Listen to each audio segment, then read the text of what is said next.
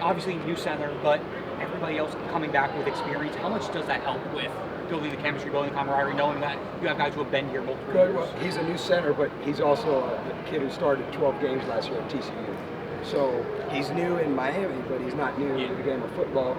He comes from a football family. His father was a first-round pick of the Carolina Panthers out of Texas, Blake Brockermeyer. His other brother played for one of his brothers played at Texas as a linebacker. The other brother played with him at Alabama before he went to TCU. So you're talking about a guy who comes from football bloodlines, right? When I was out at Oregon, I recruited him out of Episcopal. Obviously, we didn't get him at Oregon. He ended up going to Alabama out of high school. So I've known James and his family for a period of time, right? We've had, we had Matt Lee come in, we had Zach Carpenter come in. So it's old hat for us that we have a center coming in. How that whole dynamic needs to work, right? Because at the end of the day, the center needs to be the leader of the room, both in the classroom and on the field. So he's been doing a great job with that in terms of James. You got 6 guys with like a lot of experience, obviously. The depth behind them, are you comfortable with them? I know last year you said I'm never comfortable. Well, comfort and the game of football don't go together. So I try to stay uncomfortable. I never feel like we have enough. So it's something that we're now working in spring ball and try to get more guys.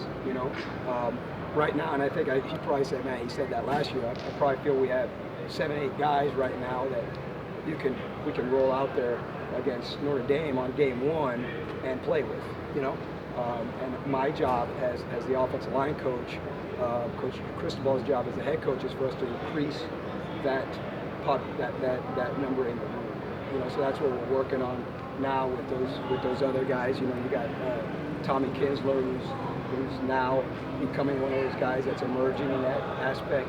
Samson Okunlola, Frank Avila, so Juan Minaya. So those guys now it's their turn to start stepping up, and if the opportunity arises, that they take advantage of it. How much growth did you see out of Markel last year? Well, everybody talks about Markel Bell. Hey, we got to replace Jalen Rivers. Well, to me, you replace Jalen Rivers. But Jalen Rivers had 583 snaps last year. Markel Bell had 544. And that's an actual number. I looked it up before I came out here because I know that everybody wants to talk about all that, right?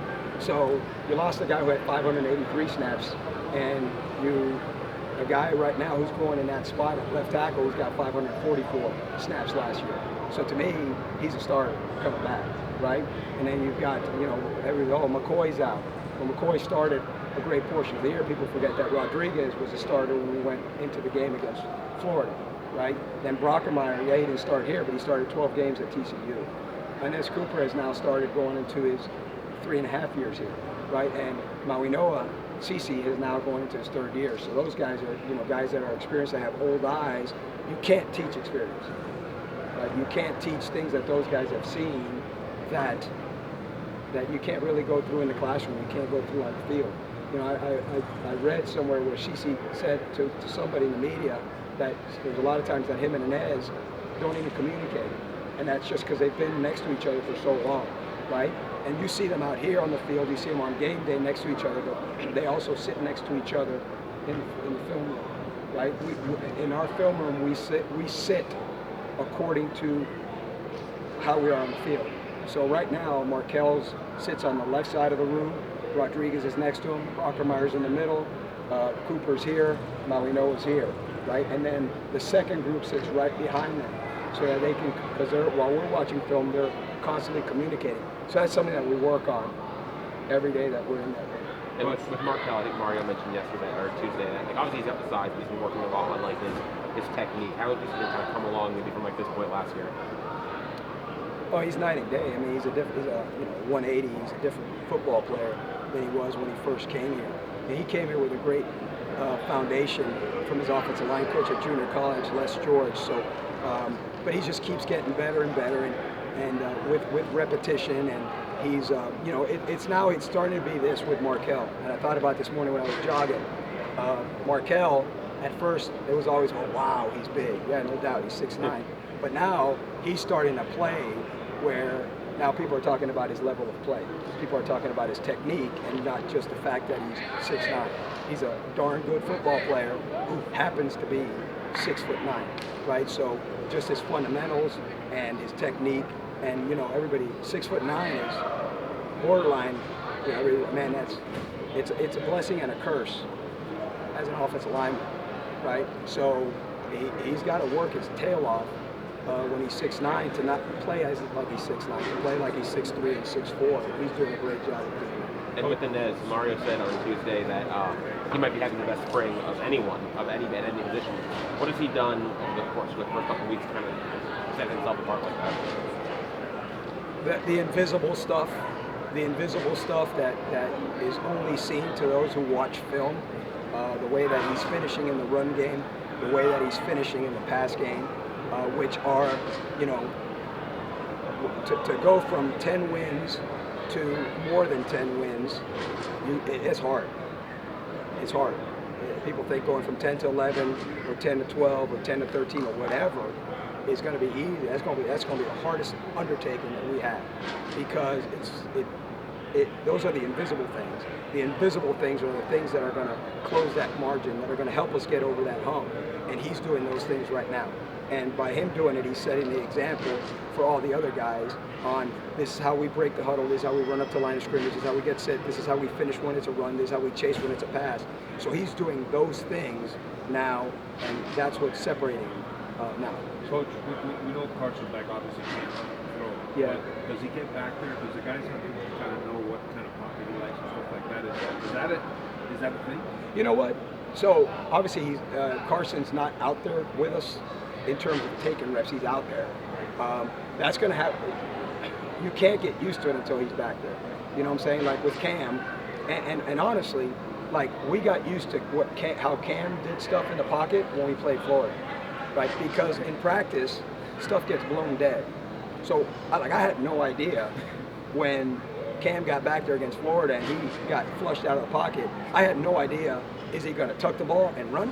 Or is he going to tuck the ball, stop, and chuck it down the field over people's head? I had no idea what was going to happen there, right? Because that doesn't happen in practice, right? Because you got to protect the quarterback, right? So that they blow stuff dead.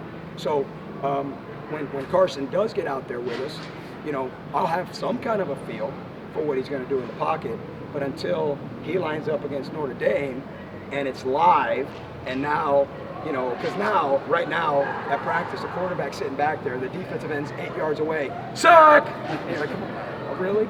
That's not going to happen, right? But we have gone and I personally, by myself, have watched all his film at Georgia, where he's 24-3, and I myself have watched. Okay, how does Carson react when the pocket breaks down? When the pocket breaks down and he gets flushed, right? What is he doing?